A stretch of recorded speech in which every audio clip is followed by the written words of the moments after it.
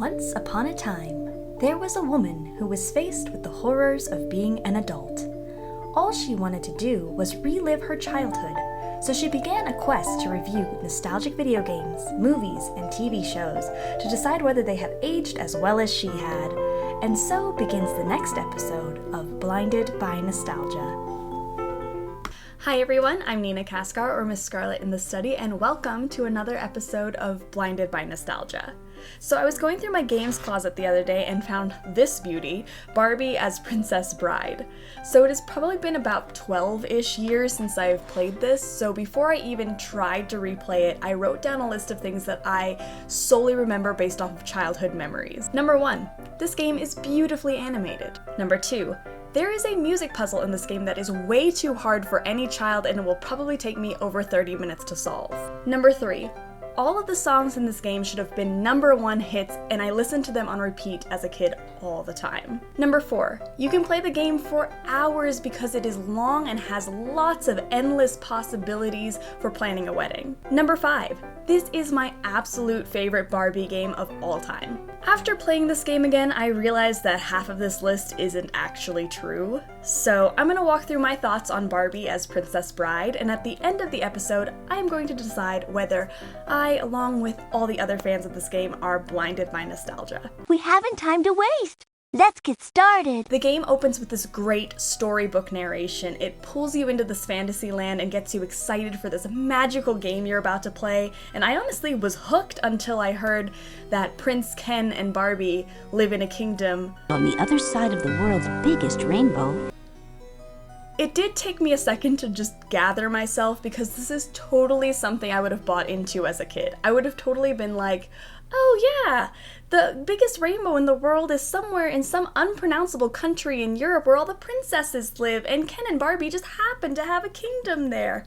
Duh! Once the narrator is finished telling this beautiful story of how Ken and Barbie fell in love and how Ken is now on a sea voyage, leaving poor Barbie to plan a wedding all by herself, we are introduced to Butterfly Fairy.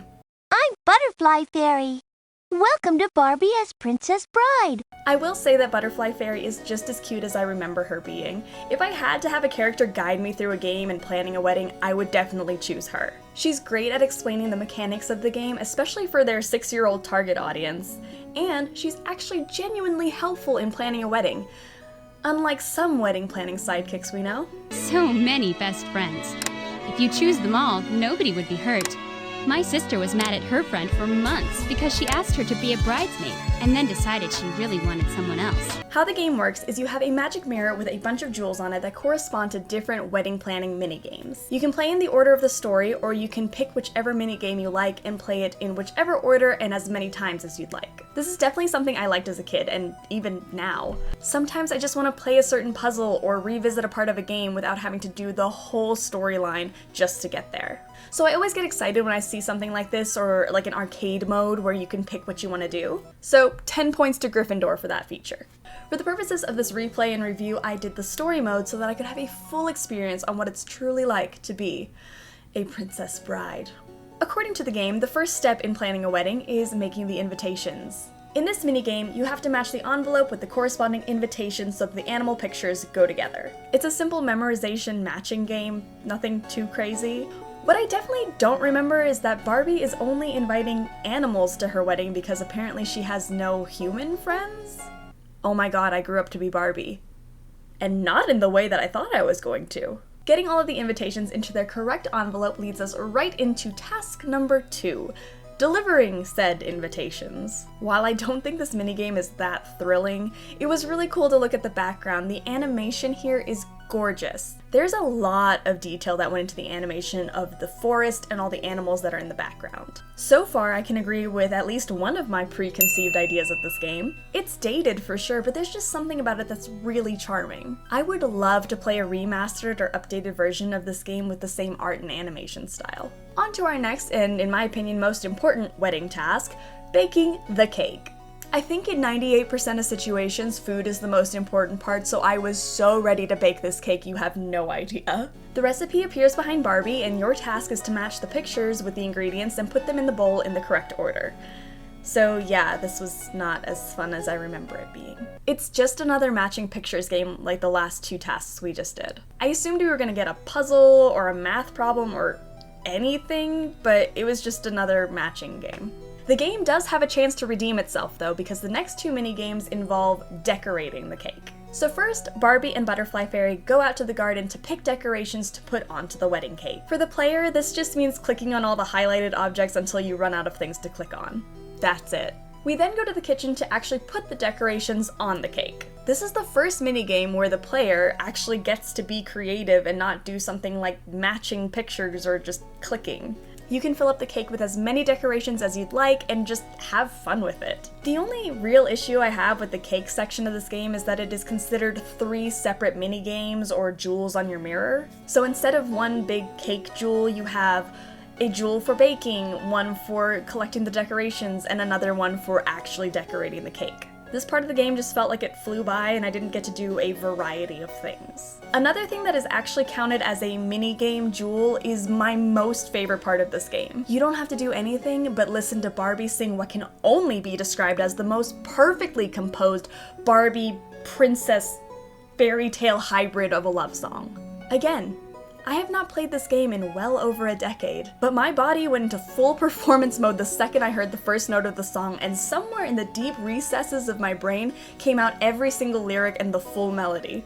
So I was either possessed for a good second there, or this song is so ingrained in my brain because I loved it so much as a kid. It still holds up and I have been shamelessly singing it in the shower for the past 2 weeks. Once the song is over and I am done bawling from the sheer beauty that is that song, we meet up with a boy that dropped all of Barbie's wedding items down a well. Way to go, kid.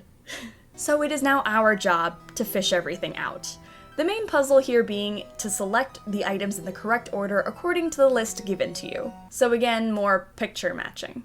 It is a game meant for children, so it's not a bad thing that there are multiple picture matching games, especially from an educational games perspective, but I do kinda wish they switched it up just a little bit. I'm now going to draw everyone's attention to the original list of things I remembered about this game, specifically number 2. We are now on the 8th wedding task of the game. It involves matching the band to the correct instrument and then putting sheet music in the correct order. It took me roughly 3 minutes to complete this section. I very distinctly remember struggling through this minigame as a kid. I think there was just something complicated about it to 8-year-old me.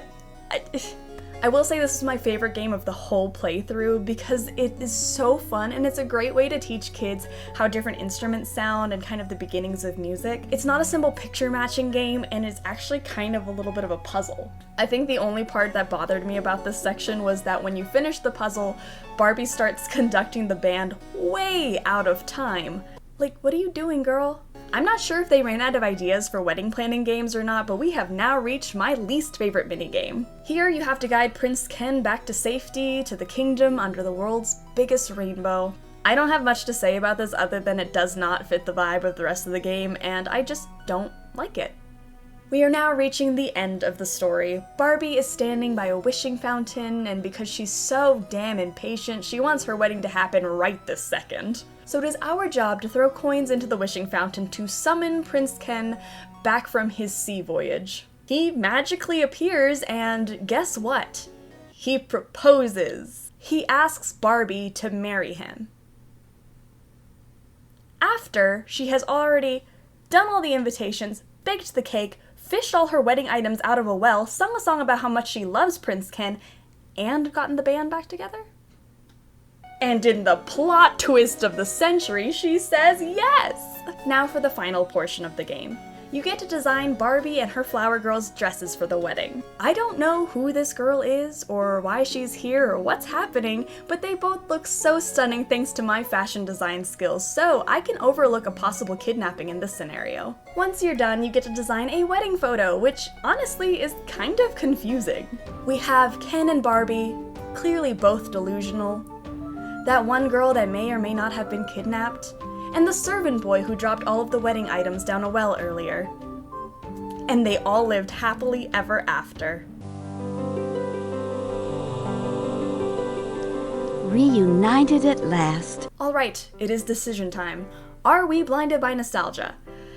I have gone back and forth in my head about this because I feel like I personally was blinded by nostalgia, because the way I remember this game is not at all what it is. I finished this game in about 20 minutes, which could obviously be because I'm older and wiser now, but I think I just remember there being a whole lot more going on in this game.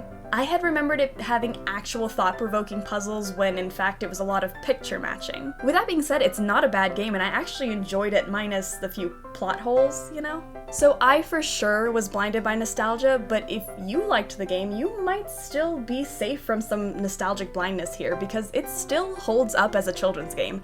And honestly, no shame if you still play it as an adult. It sure as heck is better than some of the wedding planning games that came out around the same time. I'm looking at you, my fantasy wedding. This is fun and has great replayability, especially for someone who is actually in the target market for Barbie games. Thank you guys so much for watching this video. If you liked it, please hit subscribe so that you don't miss out on the rest of the Blinded by Nostalgia series. If you have a favorite TV show, game, or movie from your childhood, leave it in the comments and I might do an episode on whether you were blinded by nostalgia or not. I hope you have a wonderful rest of your day, my lovely people, and I will see you next week.